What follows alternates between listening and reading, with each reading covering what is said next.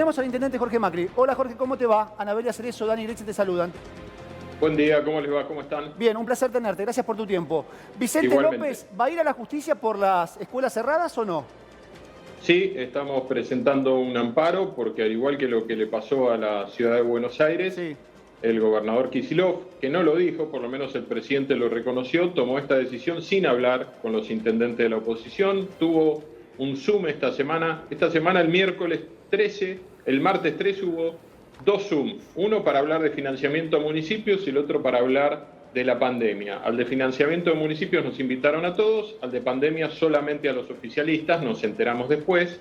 Aclaro esto porque Mayra Mendoza me estaba respondiendo vía tweet y puso una foto de un Zoom. La foto del Zoom que puso es del 7 del 4, de la semana anterior, antes de las otras medidas. Estas medidas las toma sin hablar con el arco opositor, lo cual me parece que es un error, porque tal vez hay cosas que yo puedo aportarle y que él no vio, y debe haber cosas que él ve y que yo no veo. O sea, trabajar en conjunto es la única manera de encontrar las mejores soluciones, pero tenemos una certeza. La escuela no enferma y cerrarlas no es la solución. ¿Y por qué digo esto? Porque los chicos van a seguir estando en algún lugar. Sí, te pregunto esto, Jorge, te pregunto, te estaba escuchando atentamente. En base a este tema, estoy justamente leyendo declaraciones de Máximo Kirchner, recién hace minutitos con colegas, apuntando a este debate de escuelas abiertas sí, escuelas cerradas no o no. La postura de la oposición sobre las clases es oportunista, dijo Máximo Kirchner. ¿Es oportunista la postura del arco opositor? No, es una postura que hemos sostenido todo el año pasado inclusive. O sea, no aparece hoy. Nosotros venimos sosteniendo hace tiempo que la decisión de cerrar las aulas no es correcta. Vos podés tomar medidas puntuales, ahora esas medidas puntuales tienen que estar puestas en contexto. Déjame que te hable algo, porque mucho se habla de la brecha educativa digital. Sin ninguna duda, uno de los problemas que hay es que 6 de cada 10 chicos en provincia de Buenos Aires están bajo la línea de pobreza. Muchos de esos chicos no tienen conectividad, muchos de esos chicos no pueden aprender en casa, pero yo te agregaría otra brecha que para mí es más dramática. Yo conozco mucho la provincia de Buenos Aires, conozco Trujuy, Cuartel Quinto, conozco Villa Las Flores, acá en Vicente López, La Rana, La Ranita, La Cárcova, Colinos, Cuartel Noveno, Villa Fiorito, zonas muy populares. Sin ninguna duda, en esos lugares, en muchos de esos lugares, no hay agua potable y cloacas. Entonces, además de la brecha digital, lo que te quiero decir es que las condiciones sanitarias de la escuela son mejores que las de casa. Son mejores que las que esos chicos pueden tener en su hogar. Pero además pensar que porque yo cierro la escuela los chicos no se siguen moviendo, es falso. Van a ir a una plaza, van a estar en contacto con otro amiguito. Pensemos un segundo en las mamás y en los papás que trabajan. Hijos en edad de maternal o jardín de infantes. Les cierran el maternal y el jardín de infantes. Una catástrofe para ese maternal o jardín de infantes. Pero además, ese chico lo van a tener que dejar en algún lado. ¿Y sabés qué va a pasar?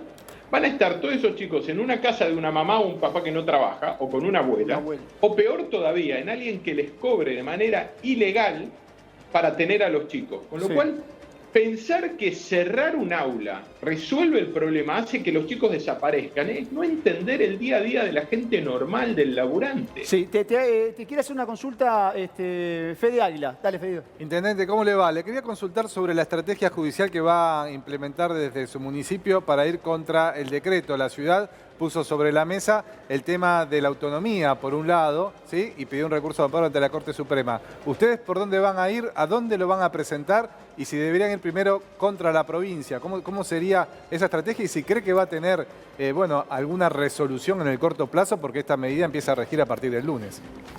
Bueno, los amparos suelen responderse bastante rápido. Esperemos que así sea. El equipo está trabajando ahora en qué instancia judicial plantearlo. El argumento, evidentemente, nosotros no tenemos una autonomía, nosotros, digamos, quien define la política educativa y apertura o no, y puede clausurar una escuela que no acate las normas, es la provincia. Nosotros podemos revisar otras cosas de una escuela, pero no, digamos, no otorgamos la matrícula, por lo cual no la podemos quitar. Nuestro argumento va más al fondo de la cuestión, que es la evidencia científica que demuestra que en las escuelas el nivel de contagio es bajo y la necesidad de garantizar la educación como servicio esencial. Antes de este amparo, nosotros presentamos hace 2 días con el senador Alan y el senador Tapia un proyecto de ley declarando a la justicia como servicio esencial, pero ya había en diputados de la provincia de Buenos Aires un proyecto presentado por Siciliano en la misma línea. Quiero decir, hay muchos proyectos ya presentados por nosotros, porque lo nuestro no es oportunista. Venimos desde el año pasado planteando que necesitamos que los chicos vuelvan a clases. Esto es algo que se demuestra mundialmente. Intendente, y cuando perdón. nos dicen, bueno, pero ¿por qué se quejan si en otros países se hacen? Porque probablemente en otros países no haya la brecha digital y las condiciones sanitarias que existen en el AMBA. Justamente, a veces yo siento que no conocen el AMBA.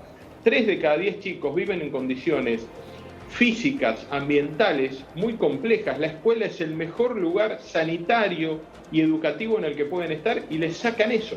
Intendente, perdón, le quería preguntar, las escuelas que quieren abrir el lunes, que ya vimos varias en redes, por En La ejemplo... Plata, por ejemplo, Jorge, Sí. una escuela se declara en rebeldía el lunes. En la capital de la provincia de Buenos Ya Aires, hizo una la escuela presentación judicial, Dani. y se declara en rebeldía. ¿Qué pasa quería con preguntar, eso? Fede? Dale. Claro, eso. ¿Qué pasa Bueno, con en eso? ¿Cuál es la realidad situación de esa escuela?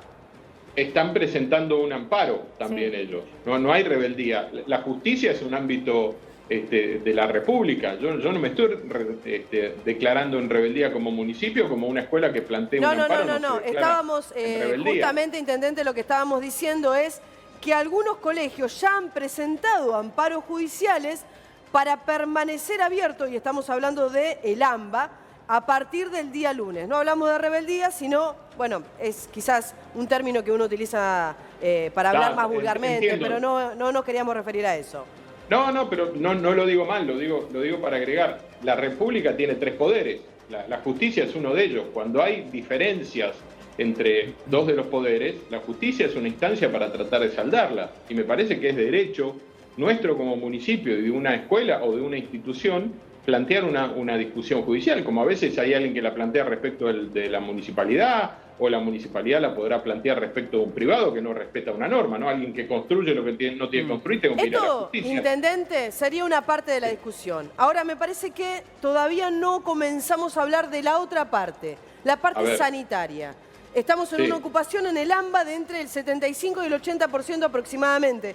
En iguales condiciones se encuentra Capital Federal y obviamente cada uno de los municipios que comprenden el AMBA. Entonces, uno se pregunta, ¿qué importa en este momento si los de Capital Federal se atienden de provincia o si los de provincia en Capital? La verdad es que cuando comiencen a colapsar los hospitales, los sanatorios, las clínicas, van a tener que empezar a buscar lugares. De hecho, hubo un comunicado de una jueza que dijo que estuvo horas y horas esperando que alguien la atienda porque estaba completamente colapsado la clínica a la que había acudido.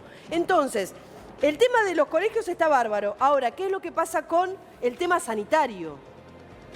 Bueno, bien. El tema de los colegios está bárbaro, pero déjame decir que yo me opongo al cierre de los colegios porque creo que no mejora la condición sanitaria. ¿Se entiende? El año pasado, sin escuelas, hubo más contagios en chicos de 3 a 17 años que en este año con escuelas. Con lo cual, discutamos qué ayuda y qué no al contagio. Y esta es parte de la discusión central, no es escuela sí o no porque sí. No ayuda a combatir la epidemia. Si querés combatir la epidemia necesitas 3 medidas relevantes. Testeos, aislamiento y vacunación. A los docentes se los vacunaron, pero ahora cerramos las escuelas. Esas vacunas podrían haberse usado en adultos mayores. Todavía en Vicente López, de los 48 geriátricos que hay 8 sin vacunar. Sí. Es el eslabón más débil. Entonces, lo que digo es, el problema es sanitario, tenemos que hacer todo lo que sirva. No, Fíjate que no todavía hay estoy docentes que no presentando un fueron amparo. vacunados, Intendente. Lo ¿Perdón? que decía justamente Dani Grechel es que no todos los docentes fueron vacunados. La otra pregunta mía es también en cuanto a esto, en base a esto, ¿no? ¿Cómo podemos saber la cantidad de chicos que en realidad contagiaron a sus familiares cuando, por lo menos, los profesionales, los científicos decían, los chicos en su mayoría pueden no tener ni siquiera síntomas, por lo tanto se pueden contagiar los padres, se pueden contagiar los abuelos y ellos pueden pasar la enfermedad sin que absolutamente nadie se entere? Entonces, ¿cómo podemos saber a ciencia cierta si los chicos son un foco de contagio o si en realidad nada tiene que ver con esto. Y el otro Creo que esto problema no es una es cuestión la de situación opiniones. en la que se encuentra la gente. Es un problema gravísimo. La gente, usted lo estaba diciendo, hay lugares en donde no hay cloacas, hay lugares donde no tienen agua potable, hay lugares que la verdad es que uno entiende que son condiciones inhumanas en donde se encuentran los chicos y por supuesto sus padres. ¿Qué se hace por ellos? Porque ellos en algún momento vuelven a sus casas. Exactamente, es que no, los están mandando a su casa en lugar de estar en la escuela, donde tienen condiciones objetivas de menos salud que la que tienen en la escuela. Entonces, acá no se trata de describir un problema o de tener opiniones. Hay que tener en cuenta los datos y la ciencia. Vuelvo a insistir con lo que te dije antes. Sí. Hubo menos chicos contagiados este año con las escuelas abiertas que el año pasado con las escuelas sin abrir. 7,5% contra 6,6%. Ahora, los chicos, si no están en las escuelas, van a salir igual, van a ir a una plaza. Digo, lo que hay que entender es que porque vos cierres las aulas, los chicos no desaparecen. Por ejemplo, lo que te dije de los maternales. Vos debés, no sé si sos mamá, si tenés amigas que Sí, son mamás, sí, por es una supuesto. problemática gravísima. En algún lado el chico lo van a tener que dejar. ¿Dónde? Donde tenga contacto con alguien más. No es que porque no es en el maternal, el chico se queda solo en casa, aislado en una burbuja. No funciona así la vida. Entonces lo que tenemos que hacer es tomar medidas que objetivamente ayuden a cuidar la salud de la gente. Jorge. Yo no me opuse al límite de horario. De hecho, como sí sé que va a afectar a los gastronómicos, en Vicente López, así como lo hicimos el año pasado, les vamos a dar un subsidio ¿De cuánto? de entre 40 y 50 mil pesos no reintegrable a los que no puedan trabajar con los horarios plenos estos 15 días. Les damos plata para que subsistan. Ahí no hago un planteo, digamos, de amparo, Sí. porque entiendo que hay una informalidad nocturna, no la formalidad, no el gastronómico que trabajaba bien, una informalidad nocturna que fue parte del problema. Entonces yo no me opongo a todo. Jorge, yo no soy un loquito te que anda quiero por la preguntar vida. esto. Te quiero preguntar Sí. esto. No, nadie está diciendo, ni uno tiene la visión de que ningún intendente que esté a favor o esté en contra sea un loquito. Son opiniones que hay que respetar y en base a esto es la democracia. Poder escuchar, ¿sí? Y ser O tratar de escuchado. entender. Ahí está el secreto. Y yo creo que muchos se equivocan en no escuchar al otro y no respetar la opinión Obvio. del otro. Es sencillo. Ahora, en cuestión de sistema sanitario en Vicente López, ¿cómo están? Porque yo dialogo con muchos intendentes y me dicen, mira, negro, estamos preocupados, no tenemos tantas camas, estamos colapsando, hay muchos municipios, y lo sabés muy bien, que no tienen un hospital local, dependen de hospitales provinciales que están saturados, y tenemos que comenzar a derivar. ¿Cómo está Vicente López? Vicente López hoy está con una ocupación total del hospital. Nosotros tenemos 3 hospitales, Sí. pero uno de ellos se dedica particularmente a esta enfermedad, porque una es una maternidad, los Sí. chicos siguen naciendo, digo, más allá de la pandemia. La Santa Rosa. Eso sigue funcionando. Tenemos un geriátrico, un hospital geriátrico, Sí. que por suerte está muy bien y nos cuidamos mucho ahí. Y el Hospital General de Agudos, que es el Bernardo Ucey. Estamos en 80% de ocupación general. Sí. Lo que ha cambiado en estas 2 semanas es cuando empezó a crecer el pico. Yo lo que quiero decirles es que las terapias intensivas y los hospitales públicos siempre trabajan a máxima demanda. Es un error la lectura del presidente al decir que se relajó el sistema porque atendió otros problemas. Yo Sí. puedo posponer una operación de cadera un tiempo, Sí. no para siempre. Sí. Entonces, cuando COVID empieza a bajar, empezamos a recuperar terreno con otras problemáticas Sí. que también son relevantes porque de esas también depende la vida. Yo creo que se confundió Ah, en sí. esa declaración, ¿eh? Yo creo que se equivocó. Sí, yo creo que se equivocó. también. Yo creo que también. Sería bueno que pida disculpas y lo aclare por el personal de la Lo salud. aclaró, no por lo mí, aclaró obviamente. Jorge, lo aclaró ayer en la jornada de ayer, lo hizo en las redes sociales. Ah, bueno, buenísimo. Sí. Buena noticia. Siempre es bueno eso. Entonces, lo que digo es, si vos mirabas el sistema hace 2 semanas, 2/3 de los internados eran de otras problemáticas. Fuimos bajando eso y generando cama para COVID. Hoy 2/3 del hospital están dedicados a COVID. Y la terapia intensiva siempre trabaja a máxima demanda, pero tenemos capacidad de responder, no estamos colapsados. Eso no quiere decir que nos relajemos. Bien. Ahora, para evitar que eso colapse, deberíamos estar aumentando mucho el testeo. El testeo es relevante, Sí. enterarnos rápido. Estamos un poco mejor que el año pasado Sí. con testeo, pero todavía podríamos estar testeando más. Y obviamente la vacunación es relevante, es difícil conseguir vacunas, no es difícil conseguir testeos, con Sí. lo cual me parece que el gobierno se olvidó de una de las patas sanitarias relevantes en esta lógica de decir la vacuna ya llega, hemos dejado de testear o de comprar más testeo para poder testear a más. Jorge, insisto, estamos testeando más que el año pasado, podríamos estar testeando más. En el tema vacunación, a mí, y esto es personal, me suena hasta chocante cuando se habla de fracaso en el plan de vacunatorio. Porque en el resto del mundo, la verdad, en la mayoría del planeta, las vacunas no están, excepto los países que las producen o las potencias realmente han llegado a vacunar. Hasta muchas veces se planteó el ejemplo de Chile con la vacuna china, que tenía una eficacia del mayor de 50%, 50 y pico, y que después tanto se criticó a esa misma vacuna china y que nadie dijo nada con respecto a esto. ¿Se entiende? Hay un contrapunto ahí. Ahora, ¿por qué calificar de fracaso el sistema vacunatorio cuando las vacunas no están en la mayoría de los países del planeta? Más allá de los contratos y de los anuncios por ahí apresurados. Bueno, no es un dato menor tampoco el anuncio apresurado, porque también genera una expectativa. Pero eso no define si una campaña vacunatoria fue buena o fue mala. Yo que creo que ha sido equivocado o errado en la campaña de vacunación. Primero, cuando vos tenés un bien escaso, o sea, algo de lo que hay poco y de lo que depende la vida, tenés que ser súper ejemplar en a qué brazos se le aplican esas vacunas. Sí. Y hemos visto demasiados casos de vacunas que tendrían que haber sido aplicadas a mayores, y no lo digo solo en la simplificación de una vacuna para un mayor, sino por el tipo de vacuna. La vacuna rusa ha demostrado mayor efectividad en los mayores, y esa vacuna se usó en algunos casos para vacunar a menores, a jóvenes, que están en un call center o asistiendo en el sistema de salud, pero no están en el frente de batalla ni son adultos mayores. Sí. Y después recibimos vacunas que no les sirven a los adultos mayores. Ha habido un tema de organización, yo creo que no ha funcionado bien, y una ejemplaridad que no ha funcionado. Esta semana volvimos a tener un escándalo con una joven que se vacunó y que no se debería haber vacunado. Sí. Yo lo que quiero saber es si quienes lo recibieron, la recibieron en el centro de vacunación, los echaron por lo menos. Bueno, por lo menos tiene que haber un sumario abierto, ¿no? Una investigación.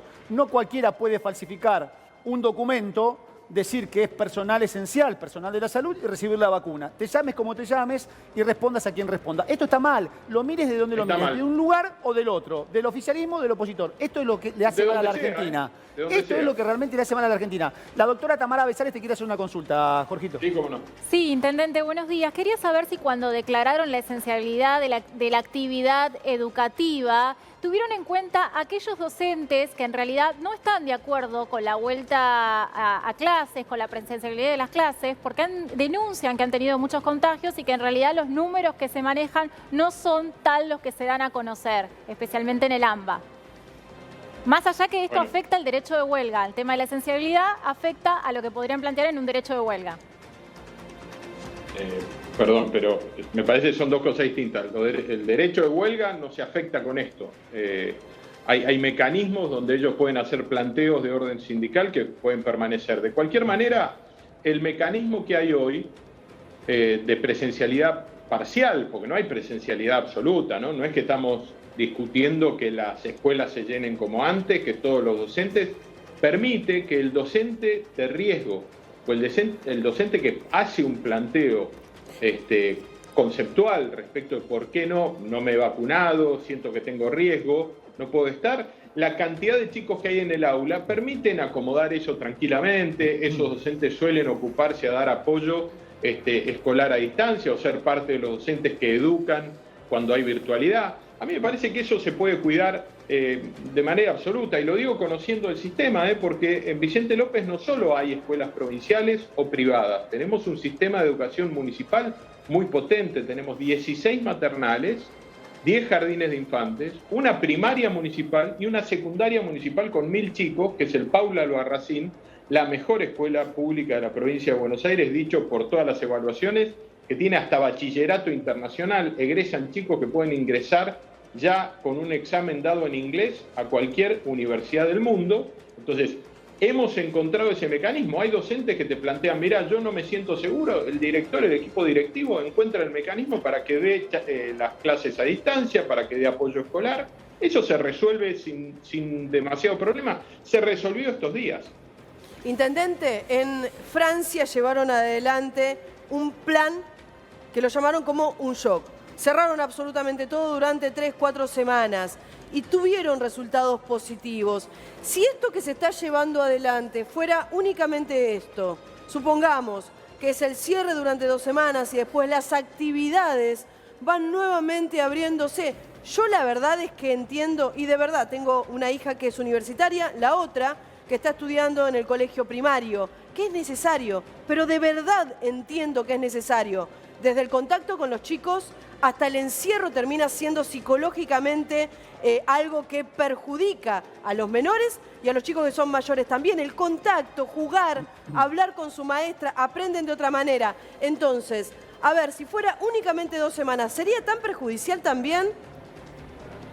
Bueno, es una pregunta que te puedes responder vos también en función de lo que acabas de decir, porque esto es acumulado, no es 2 semanas. A ver, déjame decirte 2 cosas. Muchos países tomaron medidas muy drásticas de cerrar de manera absoluta durante poco tiempo. ¿Cuál es la diferencia entre el éxito y el fracaso entre uno y otro caso? Es que cuando cerraron y además tenían campaña de vacunación muy masiva, funcionó. Cuando solamente cerraron y estaban con poca capacidad de vacunación, no funcionó, porque el virus sigue circulando. El virus no entiende de DNUs. El virus se enfrenta con la vacuna, con el testeo o el aislamiento. Entonces me parece que estamos pidiéndole a la sociedad un esfuerzo cuando no hay tantas vacunas como para responder a ese esfuerzo con una campaña de vacunación muy brutal que le ponga un freno real al virus. Entonces me parece que cuando te falta una pata, el sistema no funciona igual. Parece que sí, pero no. Entonces lo que yo planteo es que una medida así tiene que venir acompañada de la certeza de tener mucha vacuna, no para ganar tiempo porque no tengo vacunas, sino porque aprovecho el tiempo porque tengo muchas vacunas. Y eso es algo que le está faltando a esta decisión. Bien, Jorge Macri, como siempre, un placer dialogar con vos. Igualmente. En este programa tenemos, ¿sabés qué pasa en este programa, Jorge? Le damos la posibilidad al arco opositor, al arco oficialista, escuchamos las 2 voces. Nos gusta escuchar las 2 palabras, no quedarnos con una sola. Y somos muy respetuosos del pensamiento de un intendente como Jorge Macri, Vicente López, como así también de la intendenta, por ejemplo, él la nombró de Quilmes. No, son realidades diferentes, distintas, y cada uno con su razón. Y me parece que en esto, en el diálogo, en escuchar las situaciones que vive cada uno, y yo digo esto, los intendentes son el termómetro real de lo que pasa en la provincia de Buenos Aires. No hay nadie más que ellos que sepan cuál es la situación real que vive el conurbano bonaerense. Me parece muy interesante poder escucharlos. Jorge, le agradezco la gentileza. Gracias a usted. Para mí también es muy importante salir solo de una mirada. Y acá hace un ratito estuve con C5N, ahora hablo con usted. Yo hablo con todos. Yo no creo en el pensamiento único, no creo ser un mono sabio, creo que aprendo escuchando al otro. Por eso me duele que el gobernador no nos haya convocado antes de tomar esta nueva decisión. Un abrazo grande. Hasta luego. Muchas gracias, intendente. 11:15 en la